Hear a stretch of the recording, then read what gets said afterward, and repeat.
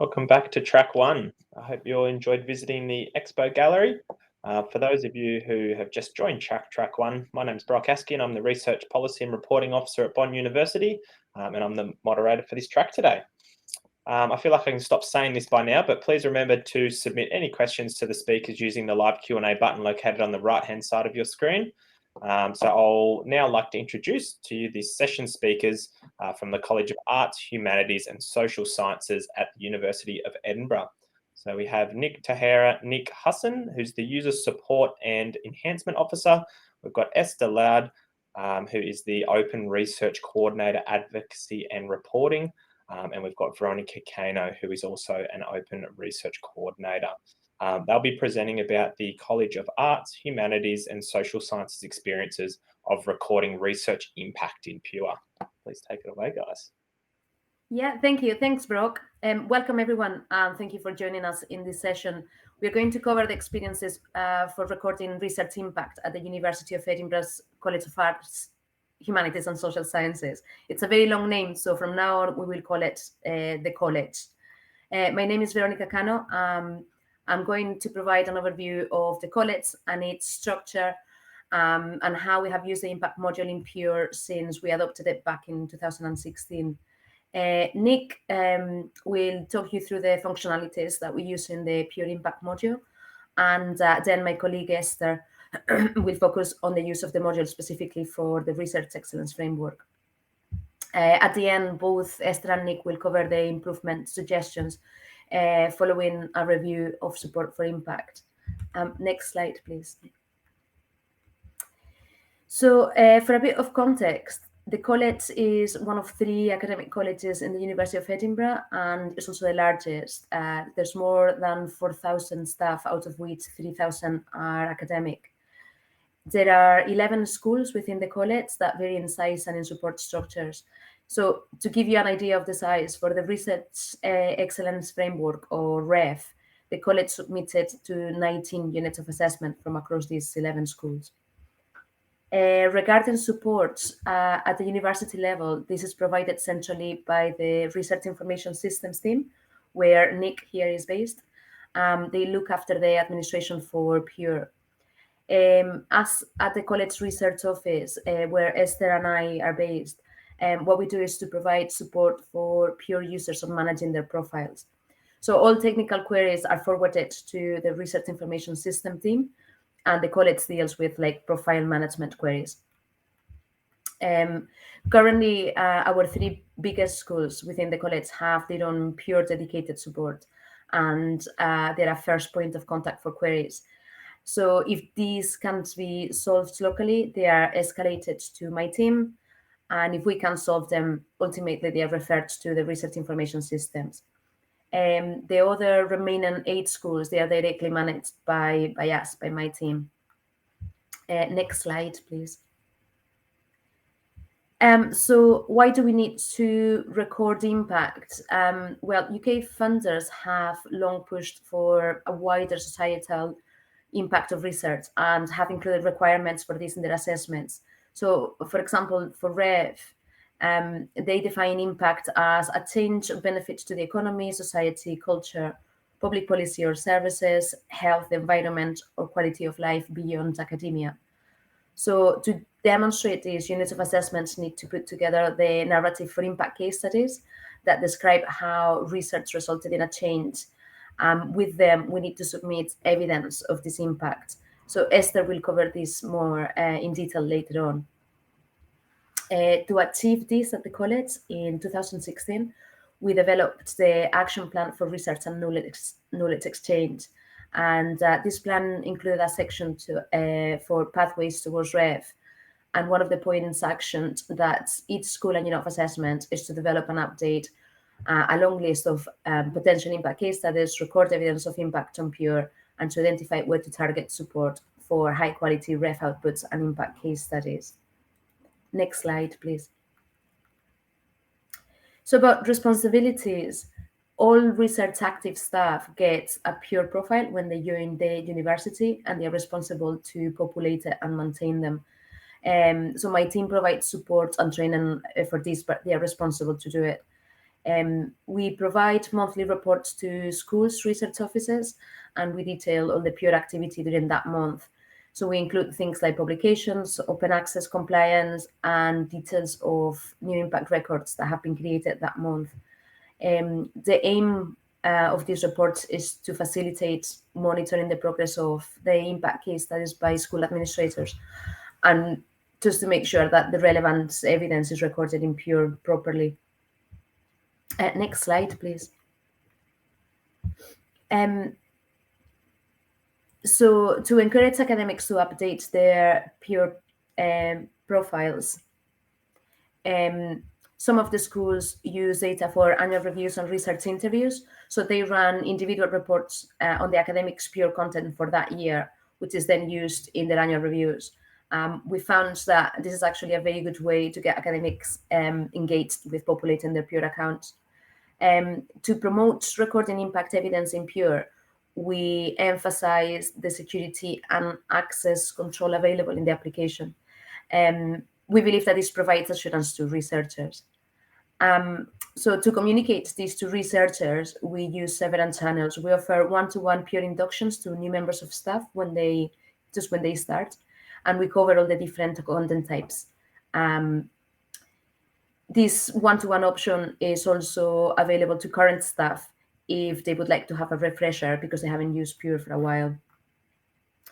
We also have online guides and videos that detail step-by-step how to create impact records.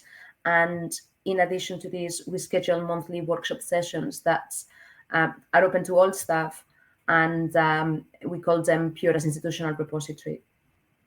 Next slide, please. So following the REF submission, the college commissioned an evaluation of the REF impact exercise. We called it the review of the support for impact leading to REF 2021 submission. And the review involved data collected in two ways. There was a survey sent to 52 principal investigators whose research underpinned impact case studies. And then there were structured interviews with 31 participants from the 19 units of assessment. And this, they included people like academic impact coordinators, knowledge exchange officers, and open research coordinator. The evaluation report was submitted to the senior management team and then shared with colleagues across the college who were involved with the impact exercise. And an updated version of it is going to be shared with the University Research Strategy Group. So the recommendations for this report will be covered later by Esther and Nick. But for just now, I'm going to pass you to Nick, and he's going to talk you through the functionalities in the impact module. So Nick, over to you. Much, Veronica. I'm Nick Tahirah Hussin, and in the next few slides, I'll cover the functionalities in the Pure Impact module that the college use. Probably the most important functionality in the impact record is how easy it is to relate other types of content to the impact records. So this makes sure that researchers and administrators can connect the impact record to other content types, for example, activities and press and media records. And it's very, very useful to group together evidence for the research impact. The relationship with other content types also helps to build a complete picture of the impact. And it also helps to distinguish between impact and other elements of impact, for example, activities. As Veronica mentioned earlier, one of the major concerns of the researchers is that the information that is at times necessary to evidence the impact can be confidential. For example, testimonials or contact information for the testimonials. So these have to be kept confidential. So the visibility settings in the impact record helps to reassure researchers that this is the case. So impact records can be set to confidential. So impact records can only be accessed by a selected number of people. So we make sure that the roles that enable access to these impact records are not given to users unless they are approved by the schools and the college. And we always, at any given time, can give them a list of the users that have access to the records. Impact records in Pure can be accessed by named contributors on the impact record. So contributors can be affiliated with different organizational units, so they can be from different schools. They can also make it be from external organization, and this makes it easy enough to track collaborations between schools and colleges. The only drawback to this is that because the record can only be managed by one organizational unit, administrators or editors of impacts cannot access to edit the record. It is only the researchers or the named contributors who can access the record. So as I was saying earlier, external collaborations can also be recorded in the impact record, and this makes it easy for research units to track these collaborations with external parties. So essential, as Veronica mentioned, essential for the college knowledge exchange team is to monitor the use of the impact records in Pure is the reports that could be generated within the application itself. These reports provide the data that the college team then transforms into dashboards that can be accessed by the college research management team.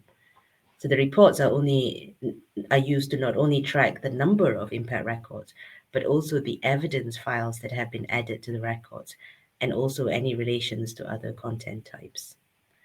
And most importantly, impacts module in Pure is a type of a library of evidence for the impact. So this ensures business continuity when necessary.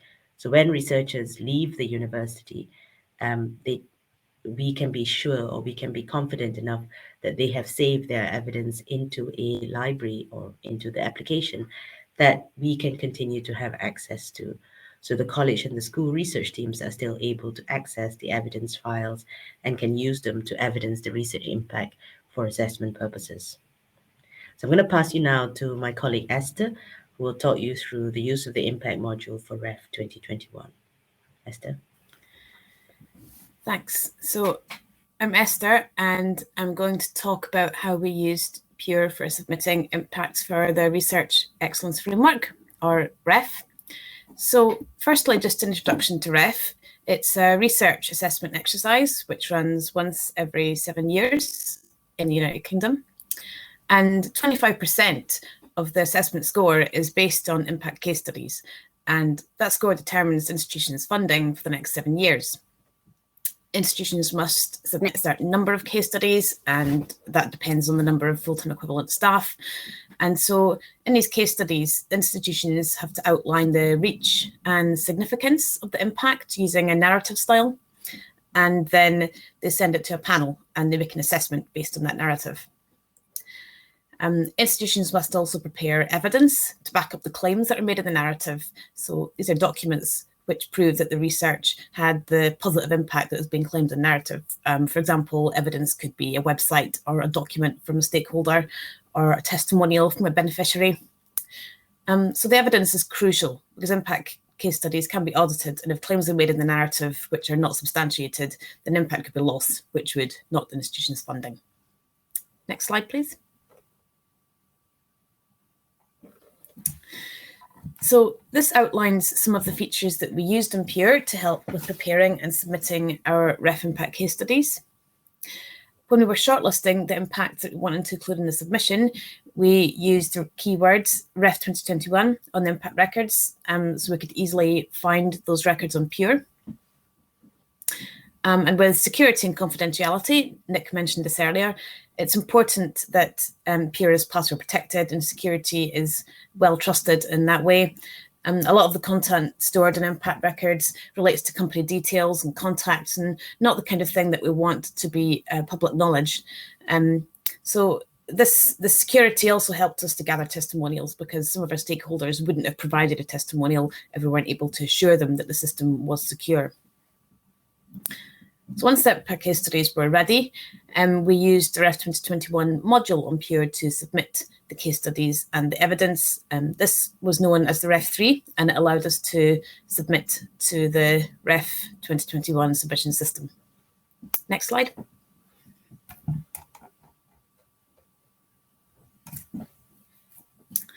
There were a few things that we needed to do that Pure didn't do, so that generated some workarounds.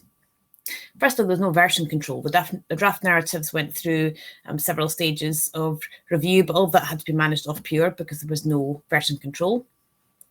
Secondly, there was no link between the impact records and the submission system. So all the evidence and the content that had already been loaded onto the impact records had to be downloaded from the impact records and uploaded to the REF3.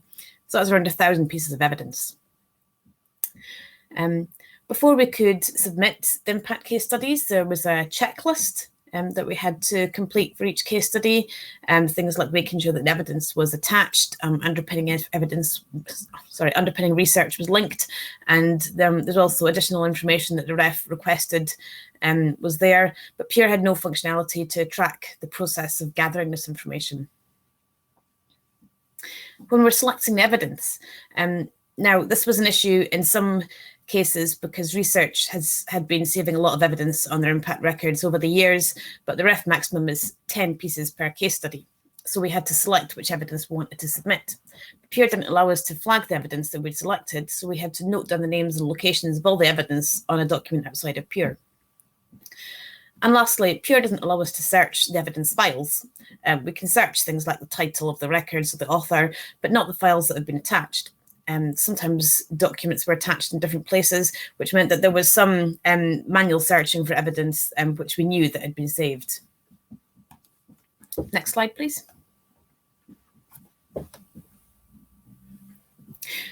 Okay, so this slide, can you go back one, please? Thanks. Right. So this slide is just illustrates the typical process of that a researcher has to go through to save a piece of evidence. So in this example, the evidence is a website which proves that an academic made a contribution to a documentary film. Now, websites can change and we don't want to lose the evidence. So we ask that we take screenshots or a PDF of the website to make sure that we have a permanent backup. So in step 1, I take the screenshot of the PDF. Step 2, the academic saves that file to their PC. Step 3, the academic logs into Pure and navigates to the impact module and they identify the correct impact. In step 4, here we have the impact window.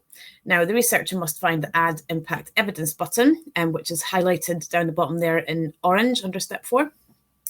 And in step 5, now we have the impact evidence box. We must enter a period date, that's a mandatory field, and also a title to help find the evidence at a later date. Once they've done these things, then they click on Add Document, and step 6, then we have the Add Document box. So at this point, they get to drag over the document that was saved back in step 2, then they can click Create, then you have to click Create and Save again, and that's the process they have to go through to save one piece of evidence. So there's no bulk loads upload option, and they have to go through this process for each individual piece of evidence. So you can see why some researchers choose to see their evidence on other places like SharePoint or on their PC rather than on Pure. Next slide. So these are our improvement suggestions which relate to REF from the College Review of Support for Impact.